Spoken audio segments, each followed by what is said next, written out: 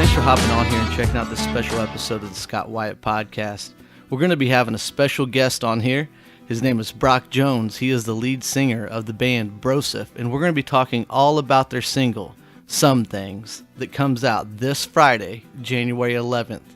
And if you go on their website, BROSEPHmusic.com, that is BROSEPH music.com, there's a special link on there you can click to pre-save the song on iTunes or Spotify to get entered into a chance to win a free Yeti cooler. And that is huge, folks. I tell you, who wouldn't love a free Yeti cooler right now? I'm getting ready for the spring and the summer. And if you stick around after the end of the podcast, the interview with me and Brock, I'm going to play you a little bit of their single that comes out this Friday called Some Things. And it is a great song. I am so excited to see what this does for these guys. And they have been working hard for a long time and deserve it. So be sure you guys go and check out this single. And hope you all enjoy this interview with me and Brock. All right, guys, welcome to the Scott Wyatt Podcast. We have a very special guest here with us today, and our very first guest. And we were going to be doing interviews until the second season, but in this season of the podcast, I wanted to bring on Mr. Brock Jones, the lead singer of BROSEPH. We're going to be talking about BROSEPH's brand new single that comes out this Friday on January 11th. And you guys can check that on iTunes and Spotify, as well as win a free Yeti by going on BROSEPHmusic.com, which we'll be talking about a little bit later. And so anyways, without further ado, Mr. Brock, how are you feeling today, sir? Hey, man, thanks for having me on. I appreciate it. We're excited to get this new song out here this week. I'm excited as well, man. First time I heard this little snippet you guys had up on Instagram, it hooked me, so I'm just really excited to see how it gravitates with everybody. I think it's going to do some wonderful things for y'all. So to start it out, who were the writers on the song? Yeah, we wrote this song down here in Nashville with Greg. Three of the members in BROSEPH. So myself, Sean Hallbrook, our bass player, and Brooks Boyer, our guitar player, who's also a co-producer. And then another writer on the song was Greg Archilla, who's a co-producer. And he's, most notably, he's been known for doing some mixing on some Matchbox 20 and Collective Soul stuff back in the day. But he's been doing some country stuff now. We're working with him. And then we wrote it also with Casey Timmer, who has had some success recently. He was on Yeah Boy with Kelsey Ballerini. Dude, that's a huge song. He's just a great writer, great guy. And song it's kind of crazy. It didn't really come out in one session. It was Casey came in with the melody he had stuck in his head, just the Some Things, the part on the chorus, and we left that day after a whole day of trying to get something down. I think we left that day with maybe a chorus and maybe a little bit of a verse, and had to come back to it. But it turned out just how we wanted it to, I think. Yeah, that's always the thing I find funny with like songwriting. People ask me well, how do you write a song? There's never a perfect formula for it, and like you said, you may write a little bit of something, then it still sticks with you. So it's like, hey guys, we need to finish this. So it sounds like it's a good thing you guys kept that one around and finished it. Yeah. I mean, it could happen in so many different ways, and you could start on one idea and end up writing a whole different song. And you just that's kind of the cool thing about being a songwriter is, as long as you're trying to say something that is meaningful or relatable or something that you've actually been through, I mean, people are going to relate to it. It's kind of a cool thing.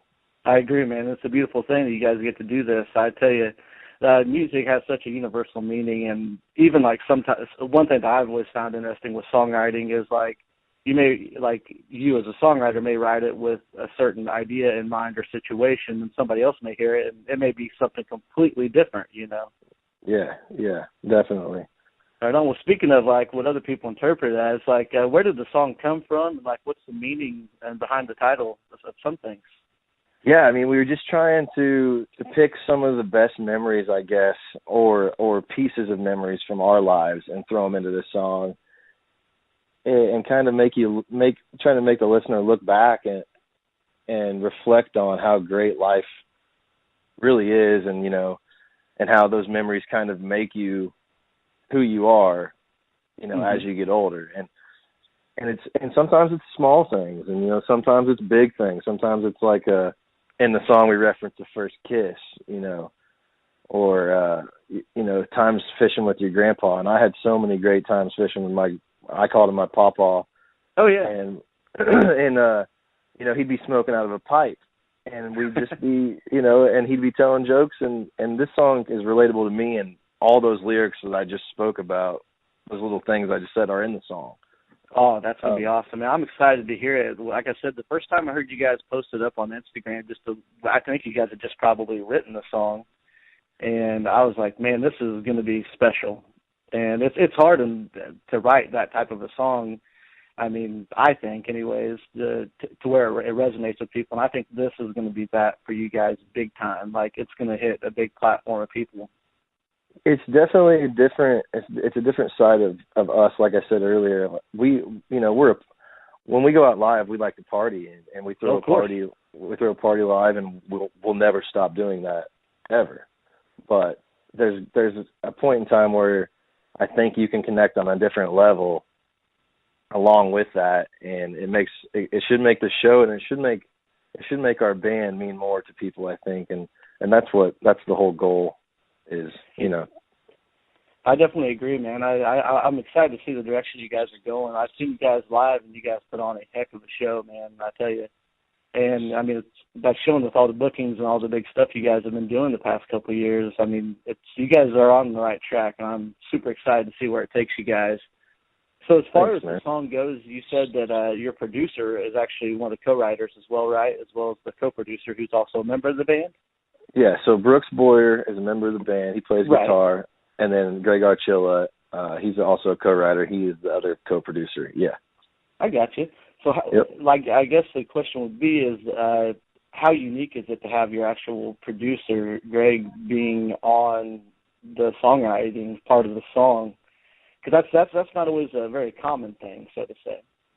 Yeah, it's kind of unique, I guess. It's been good because he's been able to be there from the get-go. Mm-hmm. You know, he was there from the inception of the idea, and then, you know, he was there at the last moment when we decided to change the intro and to make it, you know something completely different than what we were going to do. So, you know, it's actually easier that way, maybe. Yeah, I definitely think that this is going to be a trend going forward in Nashville. I three artists that pop up in my head off the bat that have had success with that formula is Kane Brown. He's blown up. Chris Young has been very great over the years, and Eric Church. So hopefully you guys continue this. I like to see what happens. I don't think the producer being a writer is a new formula. I mean, the pop people do it for sure. And, oh yeah. I mean, but it has seemed to work for us. Yeah, well, I'm excited, man. And what made you guys choose this song as your guys' first single for 2019? That's a good question. We actually when we went in to record, we recorded 3. We had 3 demos. We turned them into 3 masters. And the reason we chose this one first is it's just more of a holiday, family-oriented, you know, type of get you in the feels. Get you in the feels type of song. Yeah. That and the next song lined up better to go. One of the next songs lined up to go better next. So. Okay, cool. It just worked out that way. But honestly, I'm the most excited about this one, just because of the reaction we get when we play it live. When you see a grown man, you know, like with his hand on his heart, like shaking his head, like he's feeling that what you're saying, like that's one of the coolest things you can really see when you're performing. It definitely is, man. I definitely know what you mean, and that was the same thing. Honestly, I still remember like yesterday when I first heard you guys post that up. I keep going back to that. That's the only time I've heard the song so far. Right. And but I just heard that, and I'm like, I listened to it probably like 5 times or so back to back. I'm like, damn, this is some good stuff. Not that your other stuff isn't great too. I've loved everything you guys have put out, and it's been fantastic. But as far as on the ballad types or slower type songs, this is a different. It just adds to what you guys, the brand you guys have been putting out there. Yeah, I mean, there's no doubt we're getting better at what we're doing. I mean, I didn't even know how to write a song, and neither did. I mean, we're all learning as we go and meeting great people that also know how to write, and it's kind of like a baby steps thing, but it's been a fun process. Yeah, definitely. And from some of the teaser stuff you guys have been pushing out there and promotion for the song, it looks like you guys may have recorded the music video for this song. Is that true? We did, man. We shot it in a treehouse south of Nashville.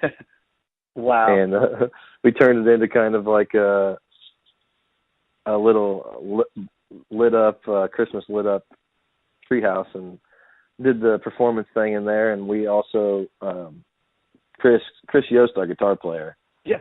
He edits our videos. Oh wow. Well, give him a high five. That he is fantastic. Yeah, man. So we gave him a bunch of our home footage from our childhood, and he converted it digitally, and he put that in the video as well. Oh, wow. For those of you guys listening, if you guys want to check out some of this footage, they've been sharing it on their Instagram and everything, and some of the videos are pretty great.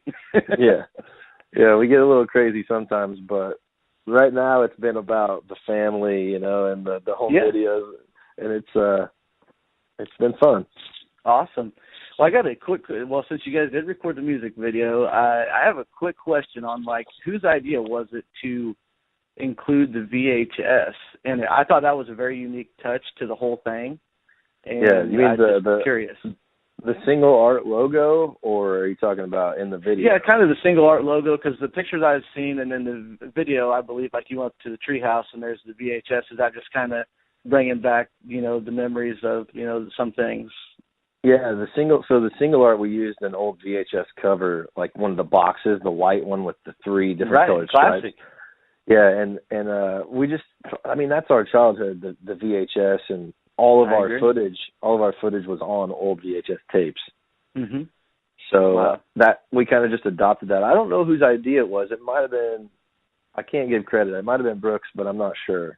Right, so it sounds like from what you guys were doing and building the idea for the video and the song and everything, that was just kind of the organic, natural step to what you guys were doing. We've seen Taylor Swift use like a Polaroid for her 1989 thing, and that was nostalgic, and people have done it before, and I think it just seemed like the proper thing for the song. Right. Yeah. And you guys are also giving away a free Yeti for folks that go out and pre-save the song on iTunes or Spotify, and you guys can do that by going on BROSEPHmusic.com. Anything else you want to tell us about that? This is, the second time you guys have given away a free Yeti? Yeah, man, we gave away one, a pink one on our Instagram, and it gained the most attention that we've ever seen on a post. Yeah, people love free stuff, man, especially a Yeti. And as sad as it is, man, this is a kind of a business move, and we just thought if we can get people's attention and they already like us, they've already follow us, and maybe they'll, they might as well like the song if they want a chance to win a Yeti. Yeah, and it's a huge incentive, and it really shows that you guys care about your fan base and everybody out there supporting you guys, just to kind of give them a little bit more value as opposed to the amazing song you guys are going to be putting out. For sure. Yeah, and the Yeti, this Yeti's it's hunter green with orange accent, so it's like the perfect guy gift. Yeah, I hear you, brother. So be sure you guys go and check that out on BROSEPH Music. That's BROSEPH music.com. And to close it up, I got one last question for you, man. Can you give us a little insight on what to expect from BROSEPH in the coming months? Yeah. Okay. So. We're not playing a whole lot this month, but the song is getting released in January 11th, and then the video will follow for some things. And then after that, we're going to be hitting the road again, coming up to play shows in Springfield, Illinois, St. Louis, Missouri, and Chicago, and pretty much all over the country, it seems like. So, awesome. Good stuff happening, man. We're just trying to grind it out and put out the best music we can, and hopefully get people to latch on to the BROSEPH mentality, and that's just spread friendship and be good people, I hear you, brother. The world needs more of it every day, and we can never get enough. Sure. Well, since you guys will be up in the St. Louis, Springfield area, maybe I can get together with you guys and we can do an actual real interview with you guys, with all the guys included, and hook up some mics maybe if you guys have a little bit of free time before a show or something.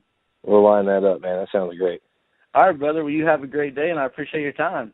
All right, buddy. Take care. Some things just don't get you like some things. They hang around just like a picture, and some